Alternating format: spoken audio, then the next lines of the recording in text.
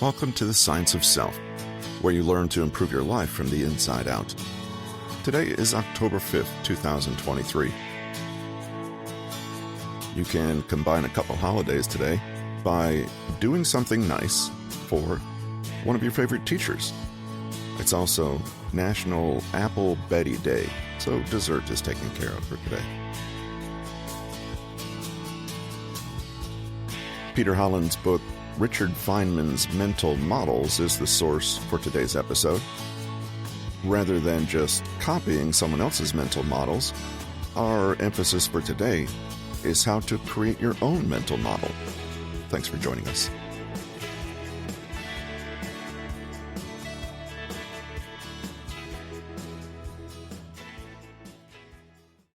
One day, my high school physics teacher, Mr. Bader, told me to stay after class. "Feynman," he said, "you talk too much, and you make too much noise. I know why. You're bored, so I'm going to give you a book.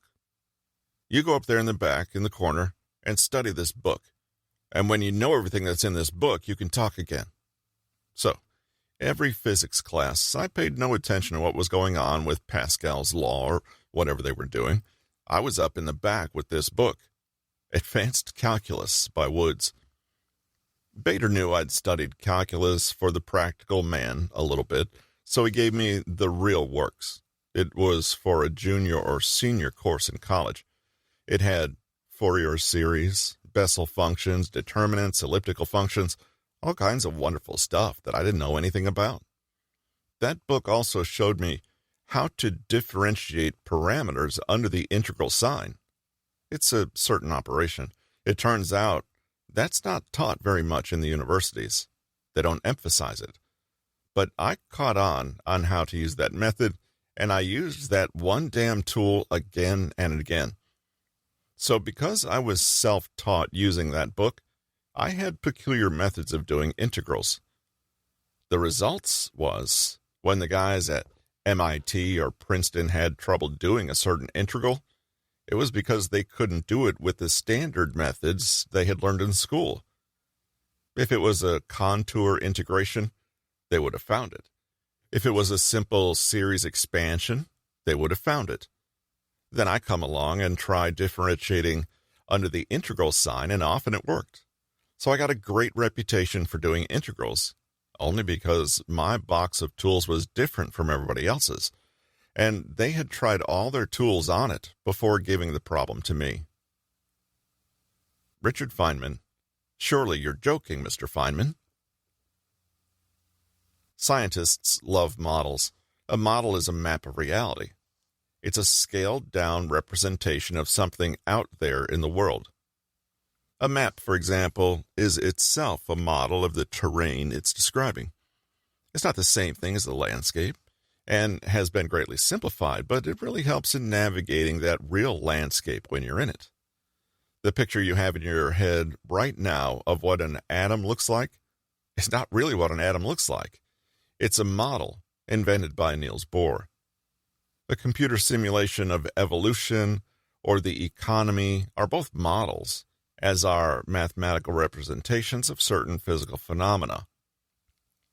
Established scientific theories come to depend on well-known conventional models that become a part of culture, but Feynman shows that each of us can also have our own mental models, i.e., perspectives and points of view. Feynman's strategy of differentiating under the integral sign was a mental model that he had in his toolbox that was missing in the toolboxes of his peers. The result was that he could sometimes solve problems they couldn't. It's not that Feynman was a super smart genius who could use the same tool better. Rather, he had another different tool. Even better, he knew when and how to switch tools to best tackle the task in front of him. This is the power of mental models and why it's so important to consciously choose the ones you're using. The Law of the Instrument. Author Abraham Kaplan describes what he calls the law of the instrument. Give a small boy a hammer, and he'll find that everything he encounters needs pounding. This is not unlike the old proverb that says that when all you have is a hammer, every problem looks like a nail. The implication is obvious.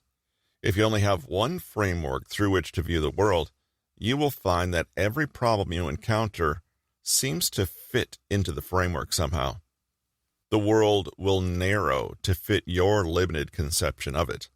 And as Feynman described, if you simply never occupy a certain mental framework, you may live forever without knowing what a certain problem might have looked like through that lens. Every model is a simplification. It crunches reality down so we can more readily manage it.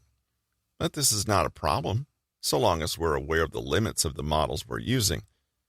We need to always be cognizant of the fact that we are using mental models in the first place, that these models are, by their nature, limited, and that we can always abandon our model for another one if it serves our needs better. Remember the paradox of expertise? It may be that the deeper into one field our expertise grows, the more at risk you are of confusing the map for the territory, or assuming that your particular skill set is the answer to every problem you encounter. You apply it to everything. Confirmation bias allows you to remember all the times it works, so your assumptions get further entrenched, and when it doesn't work, you conclude the problem is unsolvable. In other words, you have a hammer, and you go around bashing everything. One day you're challenged to do open heart surgery, but you'll kill the patient with your hammer and then say sadly, well, you can't save everyone. There are limits to what medical science can do.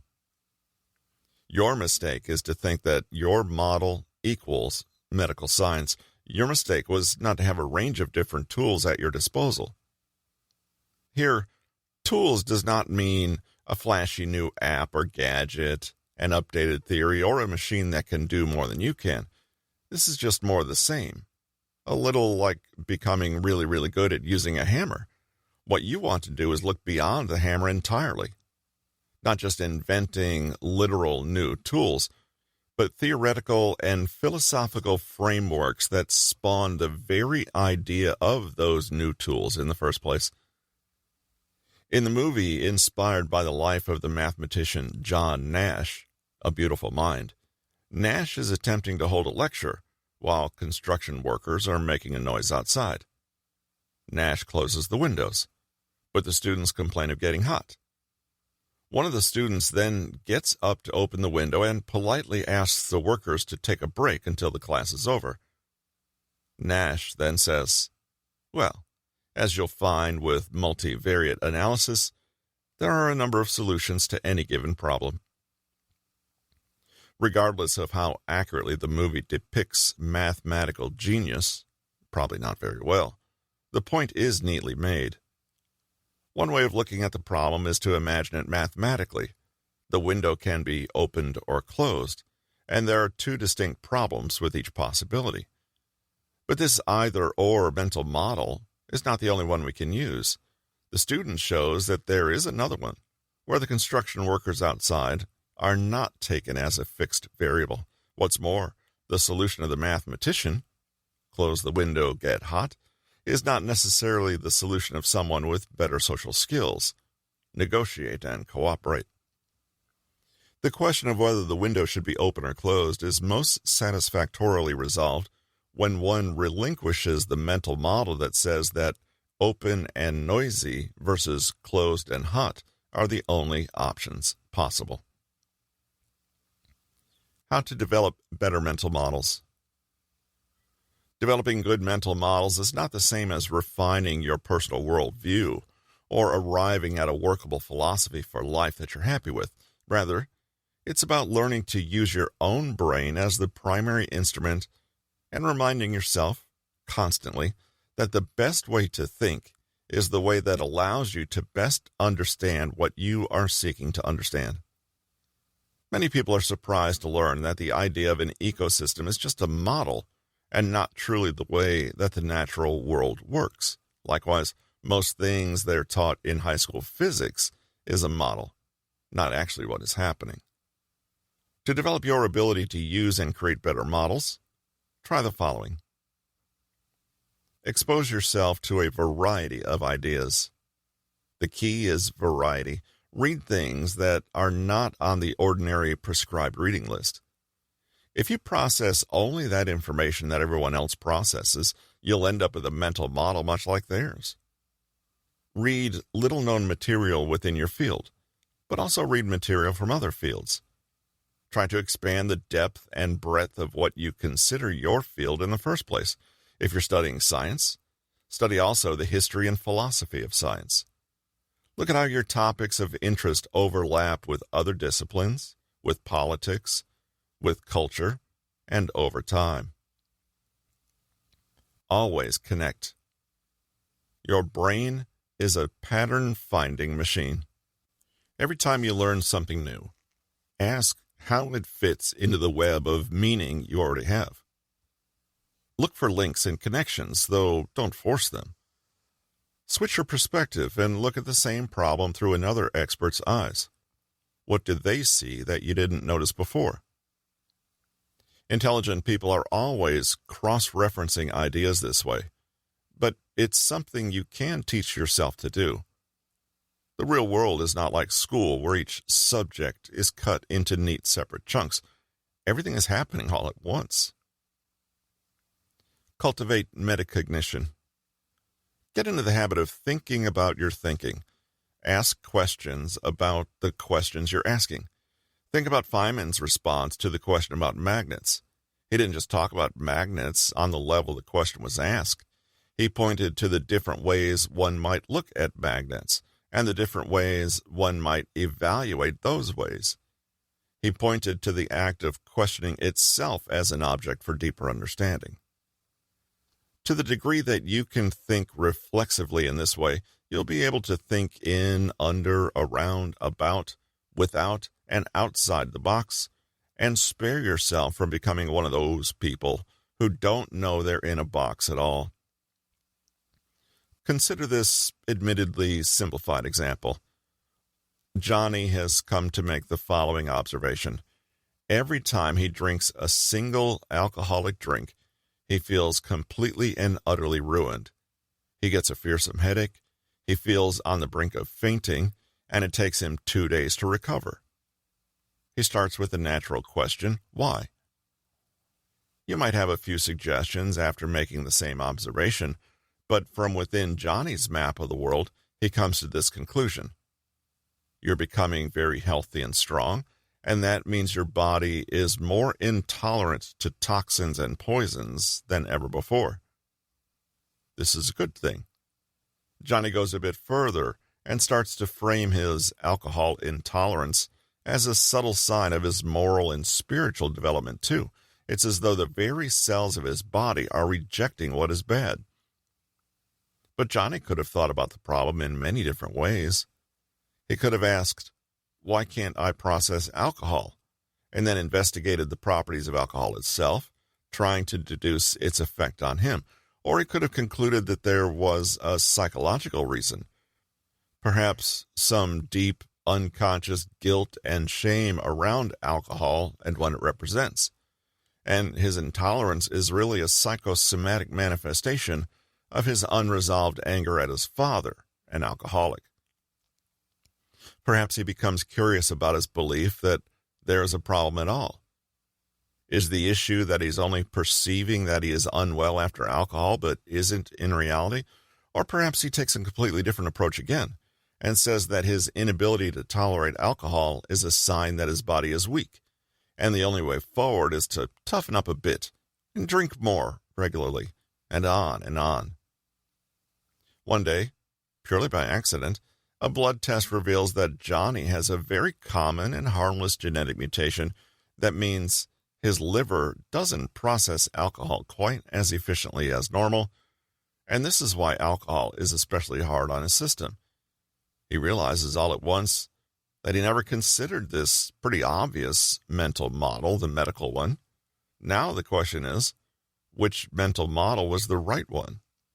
In Johnny's case, the problem is an arbitrary one, and he can solve it without necessarily understanding why it happens, i.e., just stop drinking alcohol. In this case, it doesn't really matter which mental model he uses. But if the substance was not alcohol, but instead some common food item that he was deathly allergic to, then it definitely wouldn't matter which model he used, since it would heavily inform how he chose to solve the problem. Get into the habit of stepping back, looking at your mental models as tools, and asking yourself, is this way of thinking actually helping me understand the problem? Is this really useful? Once you've done that, you can begin to ask, if this doesn't help, then what kind of mental model would? How do I have to think if I wish to understand what's in front of me? It's only then that things start to get interesting. Science is a form of imagination. Perhaps you've had the opportunity to watch two very intelligent people talk. If one is trying to explain something to the other, you might see that they say things like, imagine this salt shaker is a three-dimensional object, right? But this napkin we'll call a field, and we'll put the salt shaker here. Now, if this fork represents gravity, when describing things that are unknown, it is inevitable that you need to rely on the language, images, and ideas of the known. In other words, you use metaphor, symbolism, and analogy. All of these can be thought of as the language of model making and the practice of the scientific imagination. Of course, as we've noted before, we should avoid the danger of confusing our analogy with reality. In the Lankavatara, a 3rd or 4th century Mahayana Buddhist sutra, there's a passage that reads, "Be not like the one who looks at the fingertip."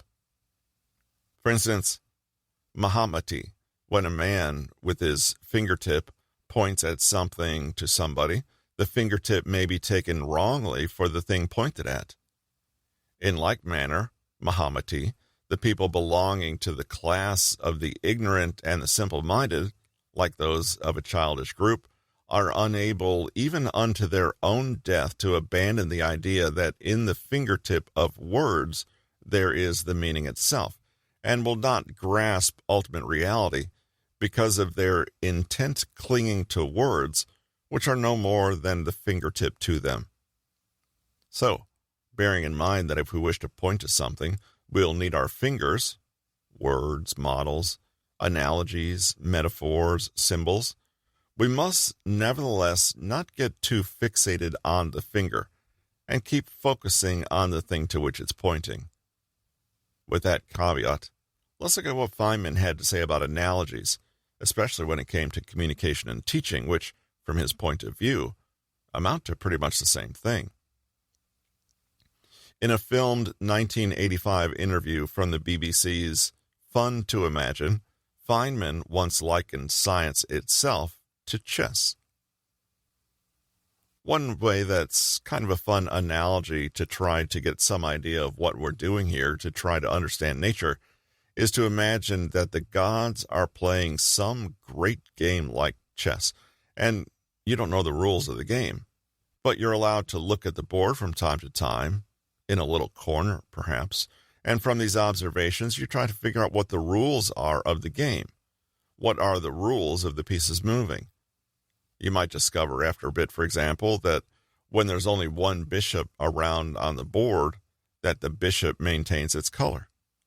Later on, you might discover the law for the bishop is that it moves on a diagonal, which would explain the law that you understood before, that it maintains its color.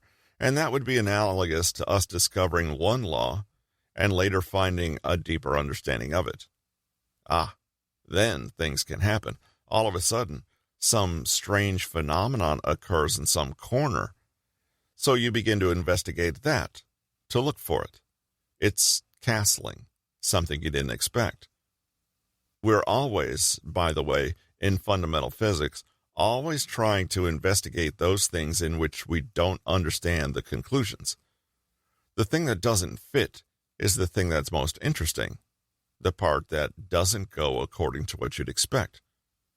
Also, we can have revolutions in physics. After you've noticed that the bishops maintain their color and that they go along the diagonals and so on for such a long time, and Everybody knows that that's true. Then you suddenly discover one day in some chess game that the bishop doesn't maintain its color. It changes its color. Only later did you discover the new possibility that the bishop is captured and that a pawn went all the way down to the queen's end to produce a new bishop. That could happen, but you didn't know it.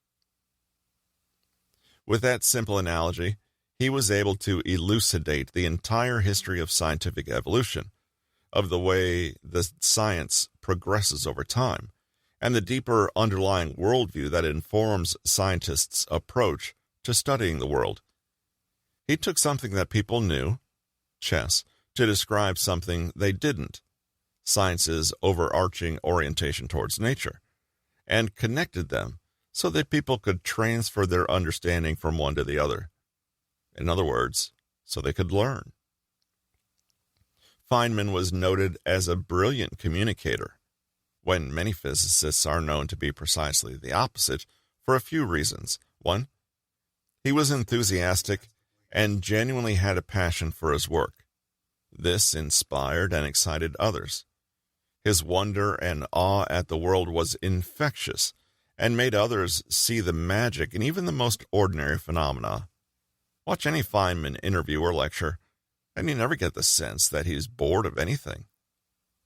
Compared to the sense of tedium that many science educators bring to their material, it's no wonder this gave him such an edge.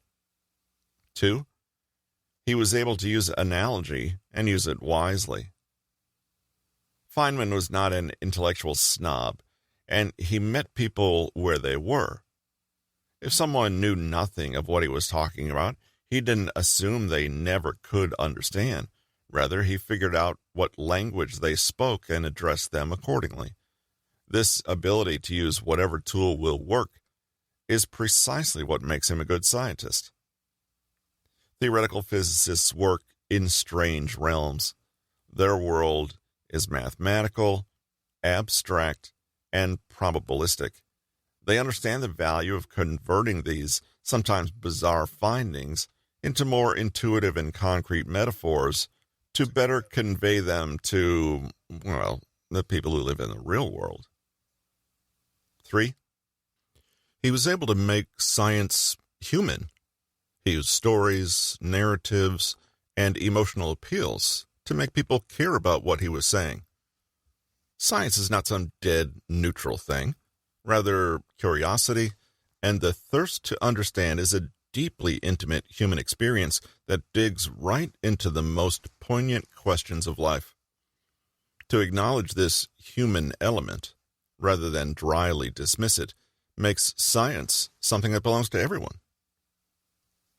4, finally, as we've already seen, Feynman was good at not letting ego get in the way. The technical term may be vibration, but if he can make the point more quickly by saying jiggling, then there isn't a reason not to. Let go of stiff, inaccessible language.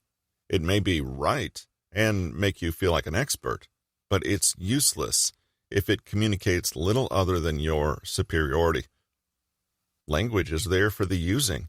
It's allowed to be colorful and eccentric, especially if that eccentricity breaks apart stale old conceptions and invites real, genuine insight. How to make your own analogies.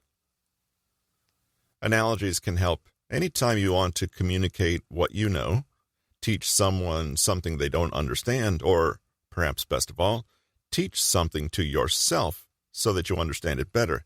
The good news is that analogy making comes naturally to human beings. That said, there are some steps to follow to be more deliberate in your creation of high-quality analogies. Step 1. Figure out the property or characteristic you're most trying to convey about a particular domain. Let's say you're Feynman and want to explain to a group of lay people how the human eye experiences and processes light waves. It's an extremely complex concept.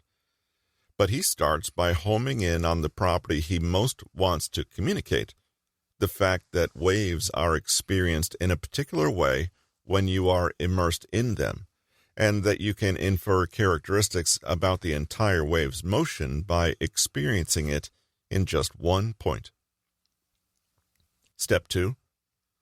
Find something concrete and ordinary to map this characteristic onto. You are probably already so used to thinking of sound or light waves as water waves, because scientists have been pointing to this analogy for centuries. So you draw on this association and say that light waves behave similarly to waves in a pool of water. Now, how do you communicate the above characteristic? Feynman once said that you could imagine a little fly floating on the water. The fly would bob up and down as the waves passed over it. This bobbing up and down would be its experience of the wave. But if it was a smart fly, it could gather all this data and begin to make a theory about what the waves were and where they were coming from, even if, being so small, it couldn't gain a bigger picture. Feynman went on to explain that this is precisely what the eye does when light waves enter it. The eyes detect the stimulus, analogous to bobbing up and down, and the brain pieces the data together to create a mental map of where they're coming from.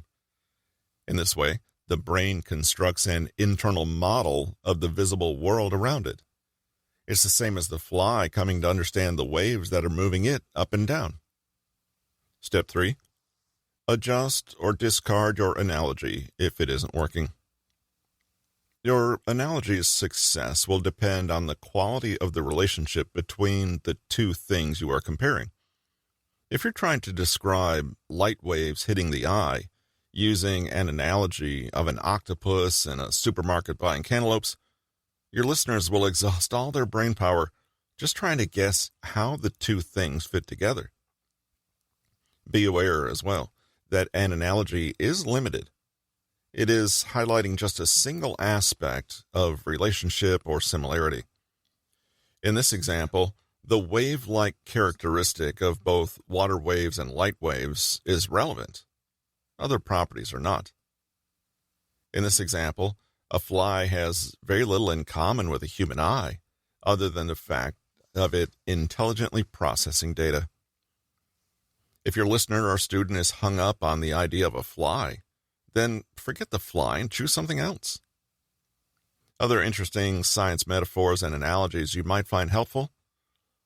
Look closely and see if you can identify the single characteristic that's being highlighted and the exact relationship between the things being compared. The atom is like a tiny solar system. Naturally, this analogy is useless if the person hearing it doesn't know what a solar system is. The spread of an infectious disease is like the spread of a wildfire. Only a small spark is needed, but if enough fuel is encountered, the spread could be exponential. Receiving a fecal transplant is a little like sowing wildflower seeds into bare soil. Taking a probiotic supplement to boost the gut microbiome is like pouring a bucket of water into the ocean to boost sea levels. A proper science lesson is like an enzyme. It instigates changes in the student's mind akin to a chemical reaction by using a device, such as analogy, to speed up and trigger that reaction. But the understanding was always something the student was capable of, and the raw material was always there. The teacher device, just like a catalyst, remains unchanged. Metabolism is like an engine. Determining redshift by spectroscopy is a bit like identifying a fingerprint on a balloon that has been stretched. Note, this analogy is so good that you probably understand the concept being explained, even though you don't know what redshift or spectroscopy is. How to teach like Feynman. Perhaps you read the title of this section and thought, well, this bit probably doesn't apply to me since I'm not a teacher. But even if you aren't, hopefully, by the end of this section, you'll see that teaching is a life skill that all of us need to master, whether we are formally called teachers or not. Knowing how to teach means you know how to communicate, and we can only communicate to the limits of our own understanding. Therefore, teaching can help other people shine light on their own blind spots and remove them. But it can also be the one thing that lets us see our blind spots and overcome them in the same way. The Protégé Effect. The Protégé Effect is simply when teaching, or even pretending to teach, or preparing to teach, helps us understand our material in a deeper and more insightful way. Teachers and lecturers have, for years, recommended that their students study and prepare for exams by pretending to teach a fellow student. Not only does this drill and reinforce the material they need to know, it also quickly highlights gaps in understanding or areas where the illusion of understanding is replacing genuine understanding. Teaching can improve the way your brain processes material and improve your ability to self-regulate as you work through problems, and expecting to teach improves your recall and enhances the way you organize material as you learn it. When you teach, even if this teaching is just phony and you never actually have to explain anything to someone else, you are creating an entirely different learning experience, one where you may feel more control, more autonomy, more clarity, and more motivation. When you teach, you're constantly putting yourself in the mind of the student, beginner's mind, if you will, and this routinely reminds you to slow down, ask what you know, and work through problems methodically. Sometimes we can fail to really engage with material because we wrongly think that we already have it in the bag. We study it, but our brains are actually turned off, and we're merely going through the motions. If you imagine you're teaching, however, you temporarily adopt the mindset of someone who is approaching the material for the first time.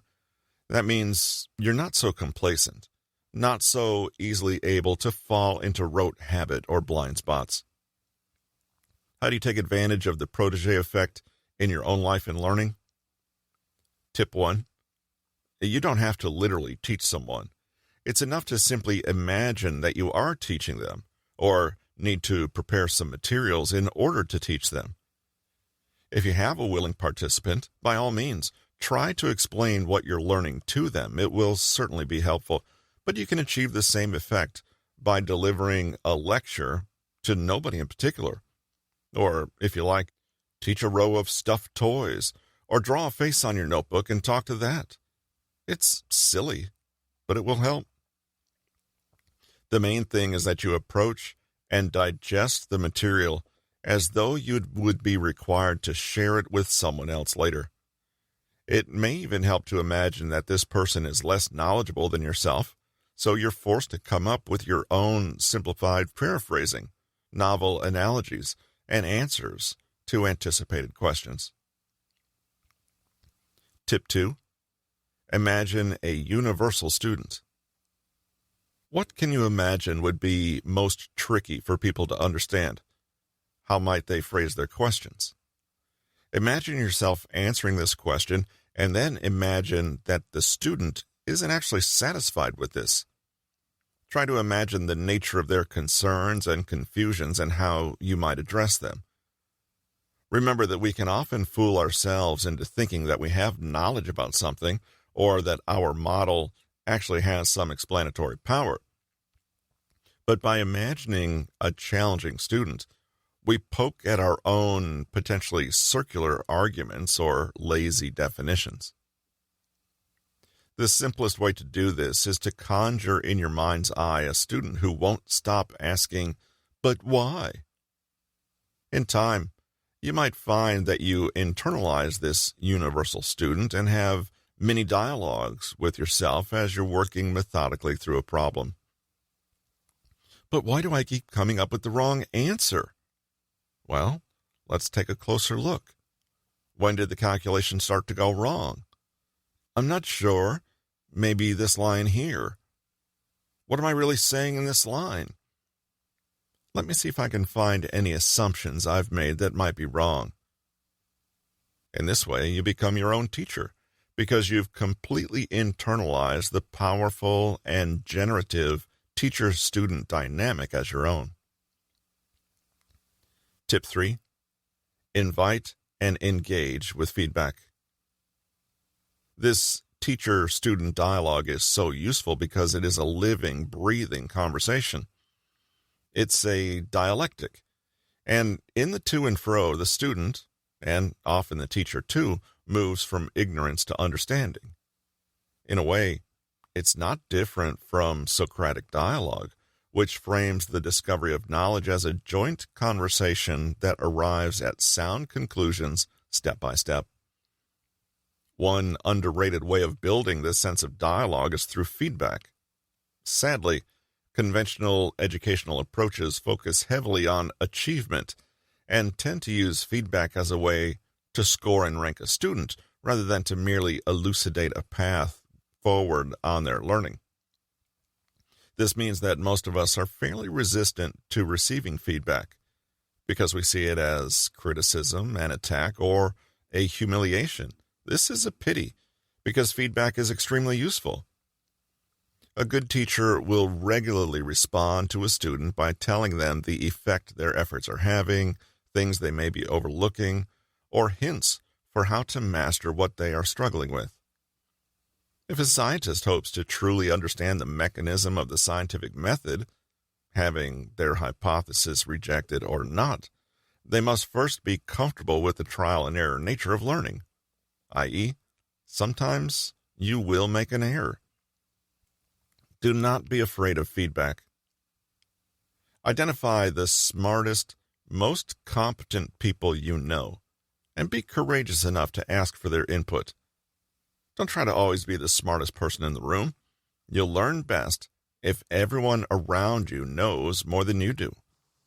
Remember, the point is not to be ranking and rating yourself or making comparisons. Instead, you are seeking information about the quality of your approach, the usefulness of your question, the soundness of your method.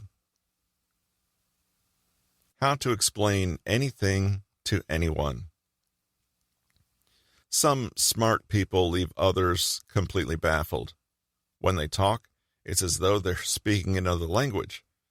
You have no doubt they're very clever, but what on earth do they mean? Feynman wasn't one of those people. For him, being able to teach others wasn't some nice side effect of his own understanding. He saw his ability to clearly articulate what he knew to be instrumental in him knowing it. Many people assume that if something is very smart and important, only a few people will be able to understand it. Feynman turned this on its head. Anyone can understand anything if it's pitched at the right level, and if you can't explain it so they understand, it's not because the material's too complex, it's because you don't have a thorough enough grasp on it. Let's take a look at the I-RAID method, which is a multi-pronged approach used in physics education. It was inspired in part by Feynman's words. The best way to teach is to be very chaotic in the sense that you use every possible way of doing it. Imagine the concept you're trying to teach is revealed to the student in separate snapshots. The greater the number of snapshots, and from the greatest number of different angles, the more fully they can see the concept. I is for introduce. Use narrative and story to begin. Give some context and explain why you're learning the concept and how your particular learning fits into the bigger scheme. How might it connect to what you already know? And how does it help you achieve what you're trying to achieve?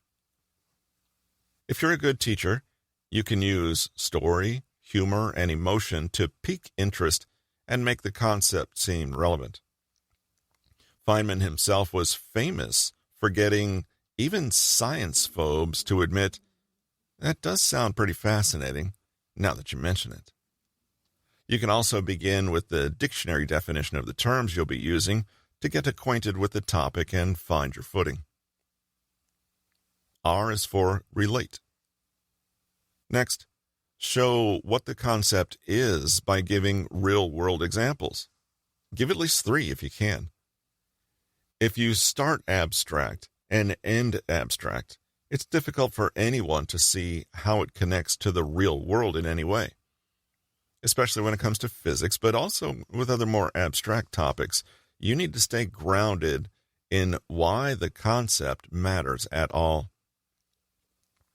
A is for apply.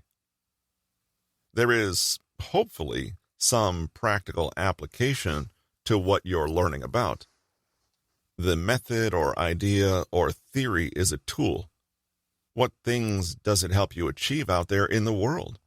If it's a mathematical formula, show how this tool can be used to literally work your way through some problems. You might like to connect the examples you gave to classical problems and then show how the new knowledge solves those problems. Again, you're embedding this new knowledge in a pragmatic way. Accept questions and get the students to try their hand too. Work through a range of practical applications, from easy to difficult, so that the students see the principle in action rather than just hear you talk about it. D is for demonstrate. This is connected to the earlier point. Visual demonstrations can be really powerful. Students always remember the cool, hands-on experiments in class over the dry and dull lessons from textbooks. As with writing, show, don't tell. You could recreate a mini experiment or set up a demonstration that shows the principle at work. A picture paints 1,000 words. A real-life demonstration paints 1,000 pictures. E is for examine. You want to test that what you've transmitted has been received. It doesn't have to be a formal exam or even a pop quiz. Just make sure that you're giving the student the opportunity to reflect on what they've learned. Keeping the Protégé Effect in mind, ask them to teach back to you what you've just taught them. Then, listen carefully. The places they struggle with or get confused are the areas you need to revisit. The questions students ask you can also reveal a lot about how much they've absorbed. Get them to paraphrase, make summaries, or debate the concept to show they understand the underlying themes, or, more classically, give them a problem of the type you've covered in the examples and demonstrations and see if they know what to do. To make sure they really understand, however, don't just rely on them regurgitating the right words. One great way to test comprehension is to show them a problem solved incorrectly or a wrong answer. Get them to tell you why it's wrong. Summary. A model is a map of reality and a scaled-down, simplified representation of something in the world. Feynman's genius rested on the power of his mental models and maps of reality and his ability to switch between them. Kaplan's law of the instrument says that when all you have is a hammer, every problem looks like a nail. To better solve problems, have more tools in your inventory and become better at choosing which one to use when. Developing good mental models is not the same as refining your personal worldview or philosophy. It's about learning to use your own brain as your primary instrument and use worldviews as secondary instruments. To develop better models, expose yourself to a range of ideas, constantly seek to connect different ideas, and cultivate metacognition.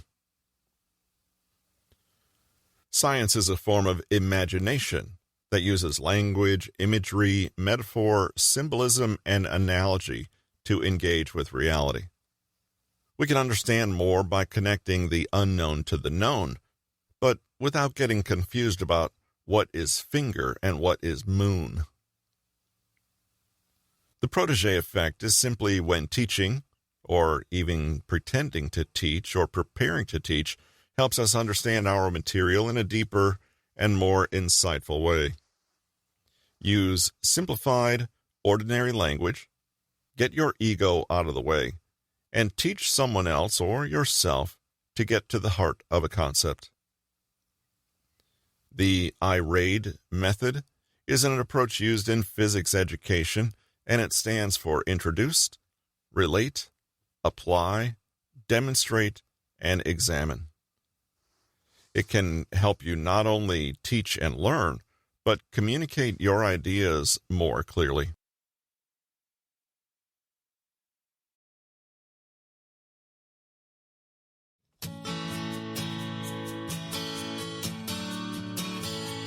And that concludes today's episode. We hope to join us next Thursday for another episode from The Science of Self. On the birthday list today, we have an interesting list. We have Bernie Mac, Kate Winslet, Neil deGrasse Tyson, the physicist and author, Travis Kelce, the football player, as well as Charlton Heston. It's a day for actors for sure. Way back in 1957, Russia launched Sputnik, the first artificial satellite. And even further back, 1883, the Orient Express makes its first run from Paris to Romania. But have I been told we can't call it the Orient Express anymore? On this day in 1970, Janis Joplin passed away. And 300 years before that, Rembrandt dies. We leave you today with a short quote from Janis Joplin. Don't compromise yourself. You're all you've got.